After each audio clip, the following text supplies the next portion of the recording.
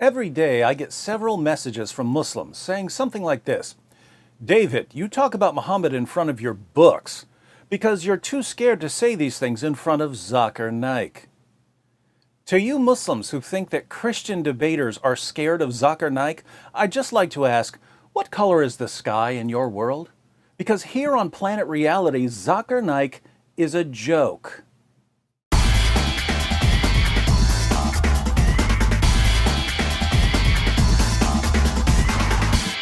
Zakir Naik is a joke, and I'm not saying that because I disagree with him. I'm saying it because he's a complete joke. Let me give you 3 quick reasons. First, Zakir Naik portrays himself as a champion debater, but he's never faced one actual Christian debater in his entire career. Compare Naik with someone like Shabir Ali. Shabir Ali has debated William Lane Craig multiple times. He's debated James White multiple times. He's debated Jay Smith multiple times. He's debated Mike Licona multiple times. He's debated Tony Costa multiple times. He's debated me multiple times. He's debated Sam Shamoun and Samuel Green and Jonathan McClatchy and Nabil Qureshi. Shabir Ali obviously isn't scared to face experienced Christian debaters. Look up Zakir Naik's debates and you'll find that he's debated a handful of people you've never heard of. The only person Zakir Naik has ever debated that I've even heard of was William Campbell. And William Campbell wasn't a debater, he was a writer. Naik knew he wasn't a debater. That's why he agreed to debate him. Naik only agrees to face people who either have no debate experience or know nothing about Islam. Those of us who debate regularly and who deal with Islam regularly, Naik won't come near us. And we've been challenging him for years. Here's a debate challenge we sent him nearly 8 years ago.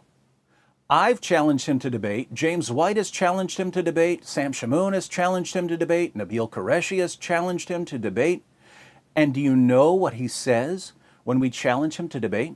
He says, you have to guarantee that you will show up to the debate with 10,000 people. Now, that's a strange demand. If you look at Zakir Naik's other debates with Christians, they didn't have to bring 10,000 people to the debate. In the 2 Zakir Naik debates I've clicked on, there were only a couple hundred people in the audience. Why did Zakir Naik debate them? I was recently watching one of Naik's Q&A sessions, and a Christian woman was at the mic. And Zakir Naik said that if she wanted to debate, they could set up a debate. Ask your question in 2 or 3 sentences. If it is more than 2 or 3 sentences, yes, it becomes a lecture. If you want to have a lecture, yes, sure. If you want to have a debate also, we can arrange. Can you? Okay. You can come to Malay. Right. No, it's not Bombay. I'm in the Gambia.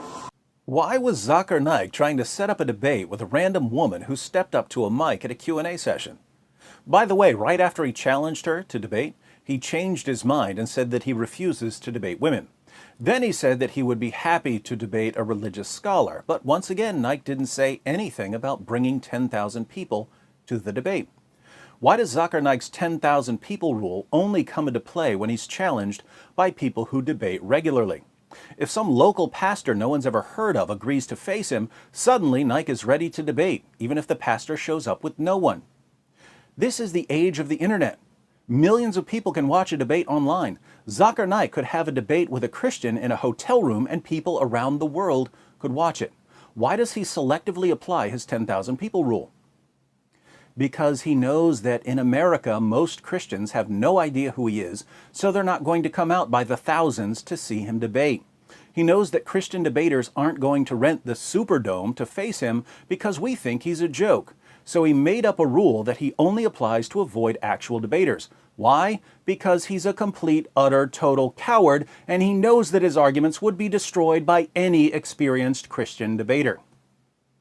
And what do Muslims say when we point this out to them? Oh, Zakir Naik refuses to face you debaters because you're beneath him.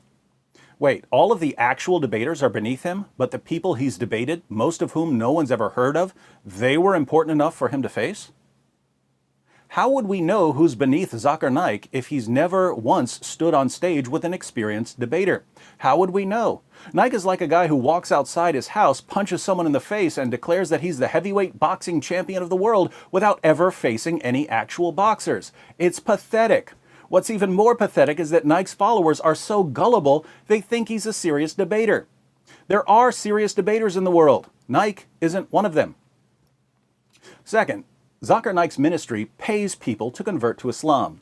The Hindustan Times reports The special branch of the Mumbai police claims that controversial Islamic preacher Zakir Naik and his non-profit Islamic Research Foundation have illegally converted around 800 people to Islam by paying them using funds received from abroad. The allegation, if proved, could spell more trouble for Naik, who is being investigated for his fiery speeches and alleged extremist links. Mumbai police found that Naik's organization paid converts 50,000 rupees, some of which came from Saudi Arabia. Members of the organization would then radicalize converts and convince them to join ISIS. For you Muslims who are thinking to yourself, no, Zakir Naik would never do such a thing, you should probably study the Quran and the life of your prophet, because Muhammad himself paid people to convert to Islam. And one of the reasons you pay zakat is to pay people to convert to Islam. Surah 9, verse 60 of the Quran lists the various uses of zakat. One of the uses is to attract the hearts of those who have been inclined towards Islam. What does it mean to use zakat funds to attract people's hearts? Muhammad shows us exactly what it means. In Sahih Muslim, number 6022, Muslims win the Battle of Hunain. And we read, "On that day, the Messenger of Allah gave Safwan bin Umayyah 100 sheep, then another 100, then another 100. Ibn Shahab said, Sa'id bin al-Musayyab told me that Safwan said, by Allah, the Messenger of Allah gave me what he gave me, and he was the most hated of people to me. But he kept giving to me until he became the most beloved of people to me." This guy hated Muhammad, but Muhammad kept giving him sheep by the hundreds until Muhammad was his favorite person in the world. In Sahih al-Bukhari 3344, Muhammad divides a piece of gold among 4 chiefs of a different tribe. We read, "So the Quraysh and the Ansar became angry and said, he, i.e. the Prophet, gives to the chiefs of Najd and does not give to us. The Prophet said, I give to them so as to attract their hearts to Islam." He was giving them gold to attract their hearts to Islam. Nearly 14 centuries later, Zakir Naik is doing the same thing. Muslims should be proud of Naik for imitating his prophet by bribing people to convert when his arguments fail miserably. Third, a few years ago, when I was watching some of Zakir Naik's talks to get some video clips for some shows, I was impressed that so many Muslims showed up to hear him speak when the talks were in English.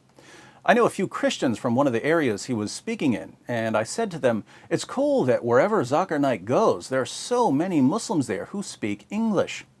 They said, oh, lots of the Muslims who show up don't speak English. I said, why do they show up? Just to be close to Naik? They said, no, the Muslim leaders bring them in to cheer. They tell the Muslims who don't speak English to cheer loudly whenever they hear other Muslims cheering. Now think about this. Zakir Naik's organization has to bring in Muslims who have no idea what he's saying to cheer for whatever he says. Why?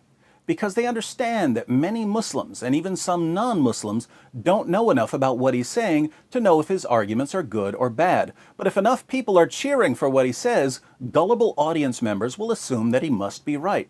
So Naik's organization loads the audience with people who cheer for him no matter what he says, because the cheering has a psychological impact on gullible audience members. This is the Islamic version of a laugh track for a comedian who isn't funny. And let's face it, a laugh track would be much more appropriate for a Zakir Naik lecture than for a comedian. Putting all of this together, many Muslims regard Zakir Naik as their best debater and top apologist. Who is Zakir Naik? He's someone who pretends to be a champion debater even though he's a complete coward who instantly backs down from every single experienced Christian debater who challenges him. He's someone who pays people to convert to Islam just as his prophet paid people to convert to Islam. And he has to bring in cheerleaders to tell his fans when to cheer even though they have no clue what he's saying, all so he can trick ignorant, naive, easily manipulated audience members into thinking that he's presented a serious case for Islam.